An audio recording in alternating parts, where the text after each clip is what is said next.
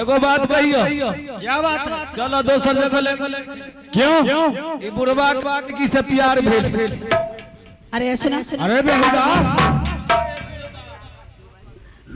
ये प्यार होता है हर रकम की कई प्रकार के प्यार होता है, माँ बेटी की प्यार होता है और अन्य प्रकार के भी प्यार होता है। अरे बेहुदा, तुम जानता है जो प्यार कितने रंग का होता है? अरे देखो, भाई को भी प्यार करते हैं, बहन को भी प्यार करते हैं, माँ से भी प्यार करते हैं, अच्छा, पिता से भी प्यार करते हैं, अच्छा, और दोस्तों से भी प्यार किया जाता है। यानी कि बाप बेटी वाला प्यार।